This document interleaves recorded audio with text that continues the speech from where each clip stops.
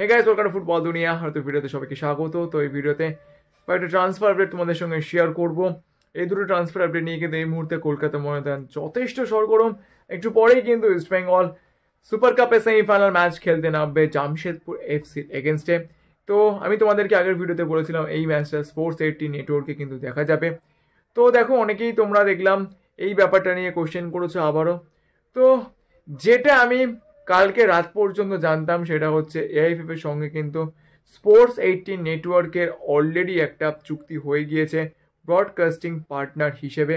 তো সেই মতো কিন্তু সুপার কাপের নকআউট স্টেজের ম্যাচেসগুলো অর্থাৎ দুটো সেমিফাইনাল এবং ফাইনাল ম্যাচ স্পোর্টস 80 নেটওয়ার্কে দেখানোর কথা রয়েছে। তো শেষ পর্যন্ত দেখানো হবে কি হবে না সেটা কিন্তু আমরা সন্ধ্যেবেলাতেই বুঝতে পারবো। তবে এইরকম কিন্তু একটা কথাবার্তা কালকের হয়েছে, এইটুকু আমি তোমাদেরকে একদম গ্যারেন্টি দিয়ে বলতে পারি। তো চলো এবার আমি চলে এসেছি ট্রান্সফার আপডেটগুলোতে। তো প্রথমেই যে প্লেয়ারটাকে নিয়ে কথা বলবো, চিংলেনসানা সিং। আমি বলেছিলাম যে চিংলেনসানা সিং এর সঙ্গে ইস্টবেঙ্গল কথাবার্তা বলছে। তো এখন চিংলেনসানা সিং এর ডিলটা কোন জায়গাটা দাঁড়িয়ে রয়েছে এবং তার ইস্টবেঙ্গলে আসার পসিবিলিটি ঠিক কতটা রয়েছে সেই ব্যাপারটা নিয়ে ডিসকাস করবো।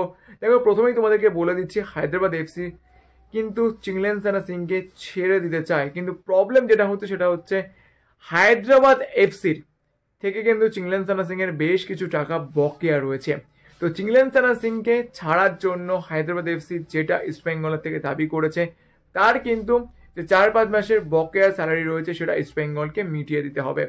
এবার তোমরা অনেকেই বলেছো যে এক্ষেত্রে অবভিয়াসলি লোন ডিলই পসিবল, তাহলে আমি কেন বারবার ট্রান্সফার ফি এর কথাটা বলছি? তো তাদের উদ্দেশ্যে আমার একটাই কথা বলার, যখন একটা লোন ডিল হয় সেখানে কিন্তু বাই আউট ক্লজ বলে একটা বস্তু থাকে এবং সেই বাই আউট ক্লজটার মধ্যে কিন্তু লেখা থাকে যদি আফটার লোন পিরিয়ড সেই প্লেয়ারটিকে কোনো টিম বাই করতে চায় তাহলে কত টাকা ট্রান্সফার ফি দিতে হবে। এইটা কিন্তু যখন লোন ডিলটা হচ্ছে তখনই লেখা হয়ে থাকে। অনেকেই কিন্তু আমি জানি না কি অদ্ভুতভাবে শুধুমাত্র এগেনস্টে কথা বলতে হবে বা সমালোচনা করতে হবে বলে এই বিষয়গুলো নিয়ে প্রশ্ন তোলেন কি আমি জানি না।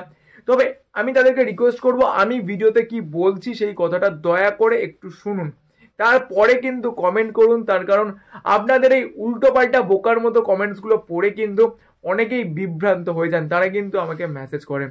তো আমি যেটা বলেছিলাম সেটা হচ্ছে বাই আউট ক্লজ। এই বাই আউট ক্লজটাও কিন্তু লোন ডিলের সময় দুপক্ষের মধ্যে একদম ফাইনালাইজড হয়ে যায়, তারপরেই কিন্তু একটা লোন ডিল হতে পারে। তো চিংলেনসানার ব্যাপারটা এখন কিন্তু এই জায়গাতে দাঁড়িয়ে রয়েছে। ইস্টবেঙ্গলকে হায়দ্রাবাদ এফসি অ্যাপ্রোচ করেছে চিংলেনসানা সিং এর যে বকেয়া টাকাটা বাকি রয়েছে সেটা মিটিয়ে দেওয়ার জন্য, এবং তারপরে যদি চিংলেনসানা সিংকে লোন পিরিয়ডের পরে ইস্টবেঙ্গল কিনতে চায় তাহলে কত টাকা বাই আউট ক্লজ হিসেবে দিতে হবে, বা এখন যদি পার্মানেন্ট ট্রান্সফার হিসেবে চিংলেনসানা সিংকে ইস্টবেঙ্গল নিতে চায় তাহলেই বা কত টাকা দিতে হবে। এই বিষয়গুলো নিয়ে কিন্তু এই মুহূর্তে নেগোসিয়েশন চলছে হায়দ্রাবাদ এফসির সঙ্গে ইস্টবেঙ্গলের। তো এই ব্যাপারগুলো যদি খুব তাড়াতাড়ি সর্ট আউট করে ফেলা যায় তাহলে কিন্তু চিংলেনসানা সিং এর ইস্টবেঙ্গলে আসার যথেষ্ট পসিবিলিটি রয়েছে। অন্যদিকে হুগো বুমাসকে নিয়ে একটু আগেই একটা ওয়াইল্ড রুমার চারিদিকে ছড়িয়ে পড়েছে। মুম্বাই সিটি এফসিতে থাকাকালীন হুগো বুমাসের একটা ফটো কিন্তু বিভিন্ন সোশ্যাল মিডিয়াতে সার্কুলেট হচ্ছে এবং যেটা এই মুহূর্তে দাবি করা হচ্ছে যেহেতু মুম্বাই সিটি এফসি গ্রেগ স্টুয়ার্টকে ছেড়ে দিয়েছে তাদের কিন্তু একজন অ্যাটাকিং মিডফিল্ডারের প্রয়োজন এবং সেক্ষেত্রে হুগো বুমাসকে তারা ফেরাতে পারে। তো আমি তোমাদেরকে বলছি এরকম কিন্তু পসিবিলিটি এই মুহূর্তে খুব একটা নেই। Even Mohun Bagan super chair management তারা হুগো বুমাসকে ছেড়ে দিতে খুব একটা ইন্টারেস্ট, সেই রকম পসিবিলিটিও কিন্তু খুব একটা নেই। তো সেক্ষেত্রে যেখানে মোহনবাগান সুপার জায়ান্ট খুব একটা ইন্টারেস্টেড নয় হুগো বুমাসকে ছেড়ে দিতে, সেক্ষেত্রে মুম্বাই সিটি এফসিকে অন্য কোনো টিমই যদি অ্যাপ্রোচ করে মোহনবাগান সুপার জায়ান্টকে তাহলেও কিন্তু হুগো বুমাসের মোহনবাগান ছাড়ার পসিবিলিটি খুবই খুবই কম।